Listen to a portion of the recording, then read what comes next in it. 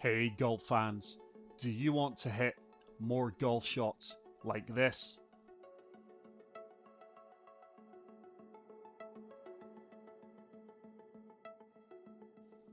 And like this? If so, this video is 100% for you.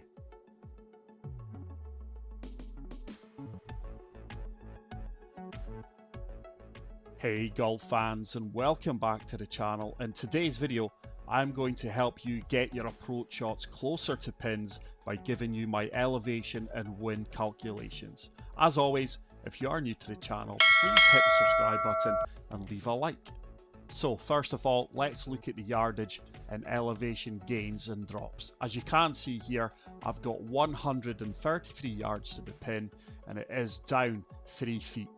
So with this calculation, the pin is playing 132 yards.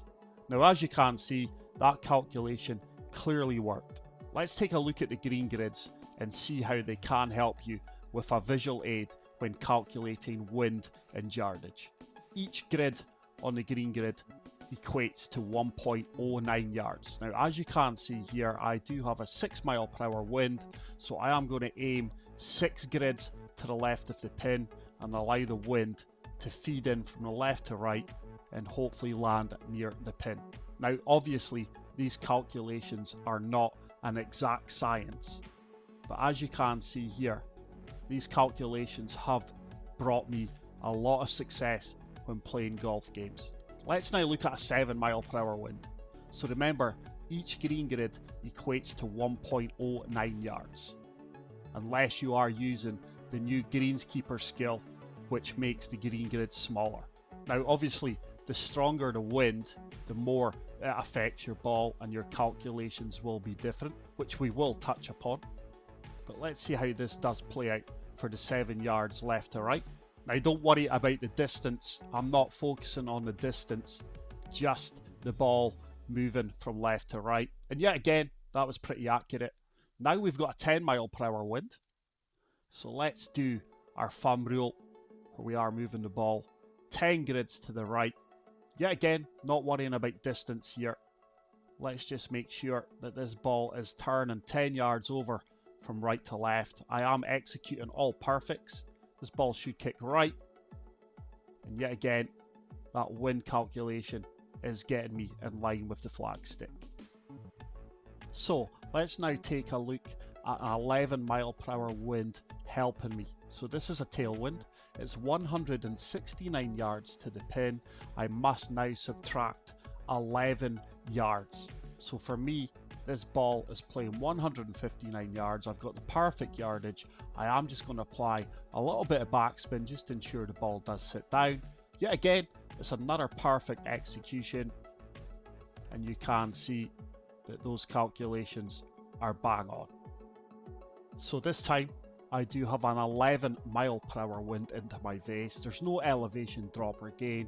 It is playing 169 to the pin. So 181 is going to be my perfect yardage. I think to the pin it's probably playing 182 yards to be precise. So I fully expect this ball to land short of the pin, but then release out up towards the flagstick. And as you guys can see, yet again, those calculations have worked out extremely well for me. And if you are leaving yourself 6 foot putts from that range, you're doing well. Let's now take a look at the elevation drop. So it's 176 yards to the pin. The green is below me by 27 feet. I've subtracted 9 yards off of that. There's no wind, and the only thing I had to factor here was elevation. And yet again, it's another good approach shot. As you can see, this is a tricky shot. We've got an elevated green, which is up 28 feet. With our equation, that is 9 yards. Let's add that to 157. And now I'm going to calculate the wind. We've got a 14 mile per hour, 15 mile per hour crosswind. For that, I would add 11 yards. So now, with the wind and elevation, this shot is playing around about 100 177 yards. I just need to find my closest club to that, which is 175. This will land short off the pin, and I certainly want to be on the left hand side of the flagstick. Anything right, as you can see, will slope off. And yet again, those calculations are working a treat. Let's focus on a strong crosswind. Here you see I've got a 12 mile per hour wind moving me from right to left. Let's use the green grids as a helping visual aid. So I am going to go 13 green grids to the right. I'm not too concerned about the yardage here. I know this ball is going to land in the light rough and it will kick up onto the dance floor. But let's just see if the wind will shift me from right to left. Once again, it's all perfect. This is going to take a firm kick, but you can see that these calculations are working fairly well. Like I said, this is not an exact science, but you are seeing the video evidence and proof that these equations are extremely helpful. I'm going to let you guys work this one out yourself. I'm going to say roughly it's playing 151 yards to the pin. My closest club to that was the 149. Yet again, calculating for the wind angle as well.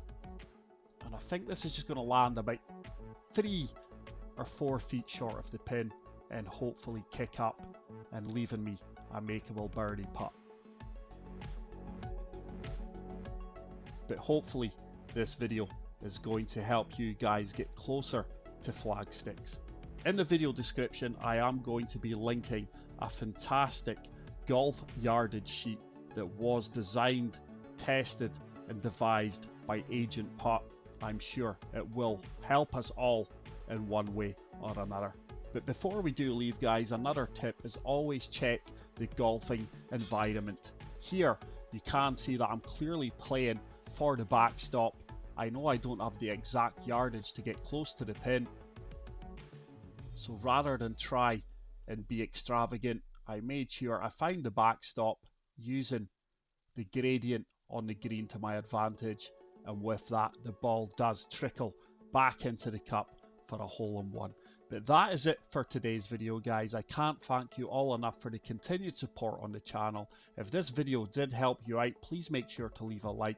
If you are new to the channel, please hit the subscribe button. And until the next one, take care, peace out, and love you all. Bye.